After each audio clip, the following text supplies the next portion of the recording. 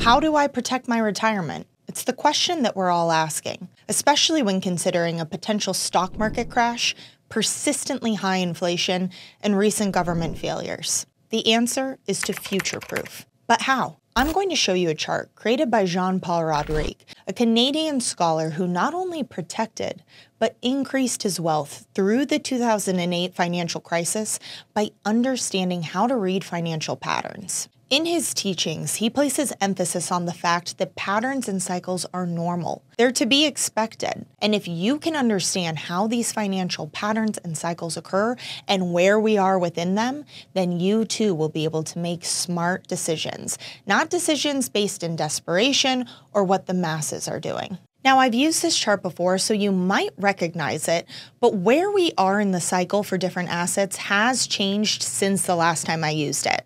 And if you're looking at it and thinking, I know exactly what's going on, that's terrific. But for those of you who don't know, I'm going to break down what each of these stages mean and then identify where we are with different assets so that you too can make informed decisions. Starting on the left, we have the stealth phase. You can see the words right there, smart money. This is when smart money quietly accumulates. At this point, any thought you have about what's going to happen is high risk, high reward because it's previously unproven. Now, the media, the talking heads during this phase will say, don't buy this, don't buy that, it's worth nothing, it will never be worth anything. But smart money knows better. Maybe they have inside information, they know something that the rest don't, but either way, this is where ideally we want to be on the early stages. Because eventually, more people will start to take notice, the awareness phase. Now, this might be your institutional investors or people who follow things really closely or work in the industry. And eventually, you'll see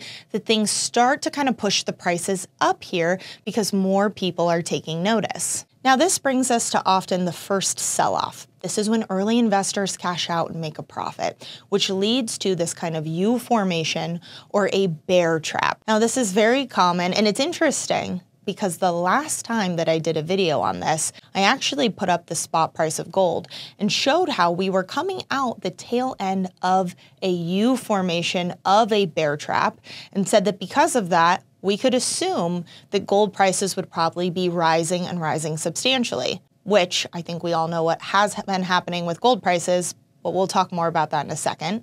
But when that happens, when you come out of the bear trap, as prices start to rise, this is when the media takes notice. Now, once this happens, everything changes, right? There is so much more attention, more people are aware that we can expect to see prices really continue to rise. This puts us into the mania phase. Now, it's not to say that money can't be made during the mania phase. There's a lot of leeway here. This line goes on for quite a while, and this could go on for a long time. And it doesn't always look like this clear, straight line up either. There can be dips in there, but as long as those lows continue to be higher and higher lows, and we see the trend going up, this is the mania phase. So the key here is that if we're going to get in during the mania phase, you want to be as early as possible, which brings us to the anxiety that many of us are feeling right now around the stock market. Because if you have your retirement, your nest egg, your golden parachute, whatever you want to call it, tied up in one asset, if all of your investments are in the stock market and suddenly something happens, what happens to you? That little voice, that intuition that's telling you, I don't know if this can go on forever that way, that's smart, that's a voice you want to listen to. Unlike the talking heads and the media who are claiming new paradigm. See that up at the top? New paradigm, new normal. This is going to continue to go on forever. But we both know that that's not true.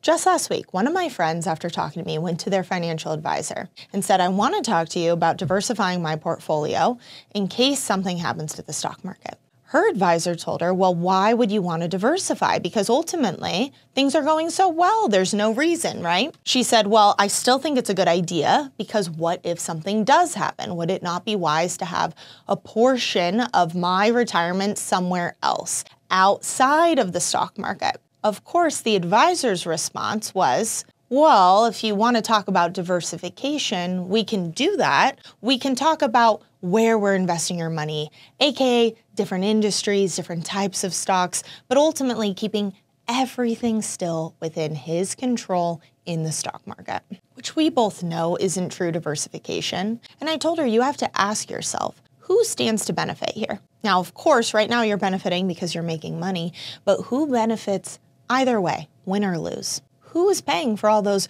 retirement fund fees? It's all of the cash, it's all the funding that's being kept inside these retirement funds.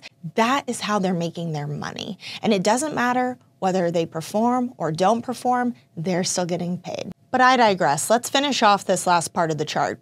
So right now, again, things are going great. New paradigm. This is going to be the way it is forever until it's not. So we'll have this drop off on the right-hand side, at which point people will be in denial. Buy more. Hold on tight. It's the time to buy. Eventually, maybe prices go back up a little bit. Okay, great. We're returning to normal. I knew this would happen. Everything's fine until it's not, and prices absolutely plummet, at which point there is despair as people are left with nothing. It's just the way that these cycles operate. But we don't have to be caught in this trap, in this cycle.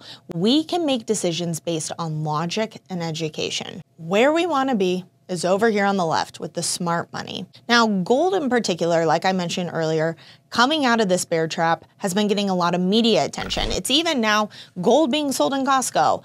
News outlets talking about gold more often, people flocking to gold as a store of value against, of course, the ongoing inflation. Now I'm looking at this and I can see that gold is still in this early media attention phase, which means that if you've been thinking about buying gold, now is the time to do it, because ultimately it's only going to get more popular, more people are going to be buying it, at which point enthusiasm will take hold and eventually greed will take hold. And we could expect to see those prices just continue to rise, rise, rise. Now, of course, when I'm comparing these charts, I'm looking at the spot price of gold. And there is much debate over the spot price of gold. If it's undervalued, I personally think it is. And that's where we want to be. We want to be in an asset that is undervalued and on its way up versus an overvalued asset that is already at the peak and is driven by mania. Obviously, you have to make your own decisions and do what's best for you. The reason why I bring all of this up, and specifically around retirement, is that I saw firsthand in 2008 the pain that people went through who did not diversify and were over-leveraged. The people who are often there and are supposed to be protecting you or advising you can't always be trusted. Again, you have to ask yourself, who's benefiting from this? Do they really have my best interests at heart? For me, at least, it seems pretty straightforward that having a variety of investments or diversifying my portfolio when it's all in the stock market won't do you much good if the stock market collapses or the dollar crashes. For me, anyway, it's pretty straightforward that having a variety of investments or diversifying your portfolio, if everything that you have still is in the stock market, it won't do you much good if the stock market crashes or you only have dollar-denominated assets and the dollar collapses. I know a couple of people who told me they wish they'd known this earlier, but it's never too late to protect yourself. So if you found this interesting or educational or useful, please be sure to share with a loved one, help spread the word. And if you haven't already, like and subscribe. It really helps us spread this message and educate more people. As always, thank you so much for joining me. I'm Taylor Kenney with ITM Trading, your trusted source for all things gold, silver, and lifelong wealth protection. Until next time.